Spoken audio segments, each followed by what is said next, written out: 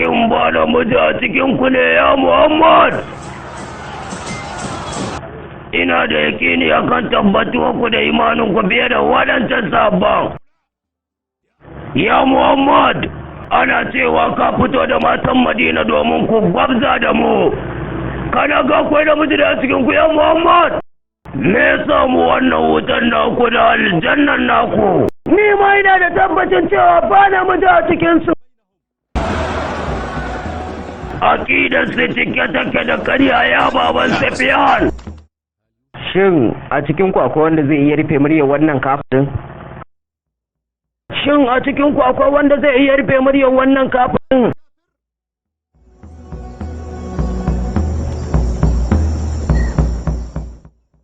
Shin a cikin ku akwai wanda zai iya rufe muryar wannan kafirin? Wannan maganan manzon Allah ne fa. Ali.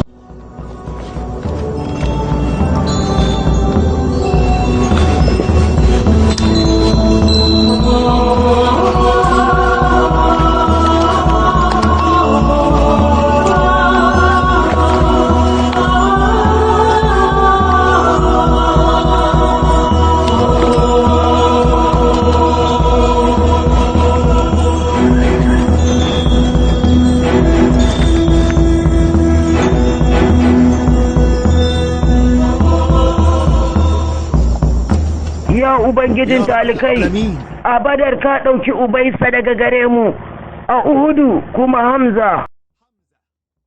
Wannan ga Ali, ɗan uwa kuma ɗan baffan manzanka, ka yi riko da hannunsa, ka taimake shi akan makiyanka, nasara mabayyaniya. Allahu Akbar! Kalli! Za mu mai da su bayi. Ba namiji ko ɗaya cikinsu. Ya Amir, kamar akwai namiji ɗaya cikinsu.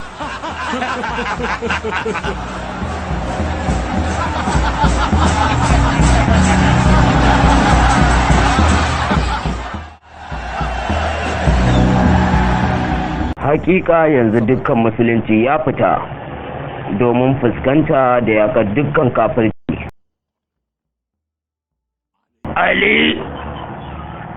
Aliyu bin Abi Dalib.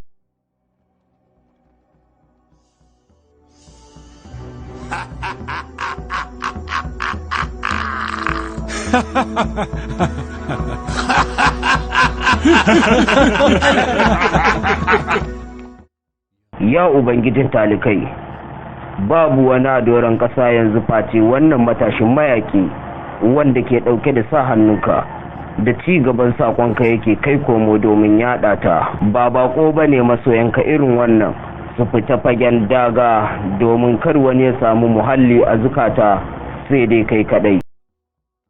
Hakika na bar maka ala a wannan yanayin, ka tabbatar da digadigansa, ka ba shi ƙarfi da kuzari a hannunsa da albarkarka. Mu ba ma shekar da jinin kowa, ka koma kabilarka, ka mai da takobinka yanzu. Idan Abu Sufyan na tare da kai, to shi bai isa ya tunkari Khandaq ba. Shin ka san ni sosai kuwa? Na san ka sosai, kuma ina da cikakken tabbacin cewa ba ka manta da saran takobina a ranar Badar ba. To ka bayyana jarumtarka. Ka bar waɗanda suke nan su san cewa ka san ka'idar jarumta. Ya Abu Sufyan, wannan matashi ya ba da zaɓe uku. Ko dai musuluntan barka kai ɗaya, ko kuma yake shi. To ka tsaya inda kake don kaga tsakaninmu, kuma ka ga wannan jarumin da yake firgita zaki mai farauta.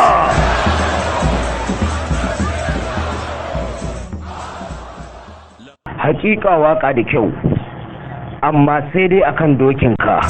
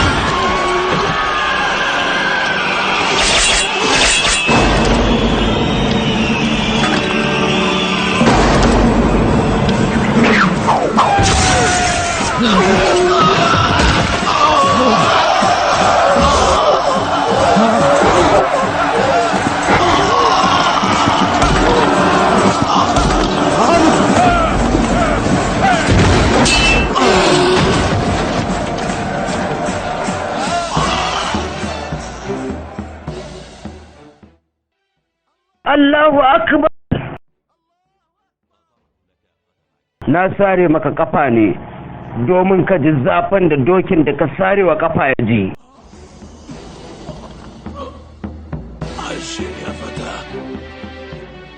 Ya kai matahi, ka wutar dare daga wannan babban abin kunya. Har yanzu mutane ba su taɓa ganin mutum irin wannan azuba kasa ba, ka sare kaina.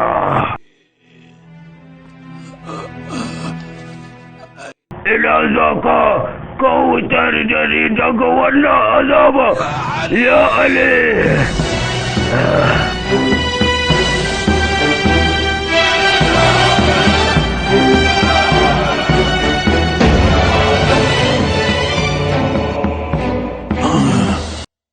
Na san karfin tsaron ka sosai a Badar. Na san Larabawa ba su sa wani abokin gwamina sai Ali. Na tofa maka yawo ne domin ka fusata da sauri ga wutar dare daga wannan raɗaɗin da kuma kallon iskilancin da mutane suke yi mani. Mu iyalan gidan annabta ba ma yin komai sai a tafarkin Allah. Rashin kunyanka ya fusata ni. Idan na yi sauri na magance fushina ta hanyar kashe ka, zan kasance na gabatar da yardana akan yardan Allah. Shi yasa na ɗan yi tafiya kaɗan, zuciyata ta sauko, na nemi gafaran Ubangiji na. Yanzu kuma zan yanke maka hukunci don Allah kuma da sunan Allah. Ina za ku ya kuma tsorata? Wajibi ne ku fafata. Lalle saran al'ara na Khandaq ta fi dukkan ibadan mutane da aljanu. Ali! Ali!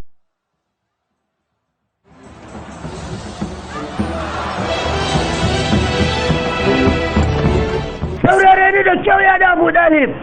Hakika kiyayya ta karuwa gare ka. Ka jira ran da za ka dandani tsarana, za ka ce kishiyanka bayan abin da ka aikata. Shin ka ji abin da na ce za ka kasance kishiyanka bayan abin da ka aikata?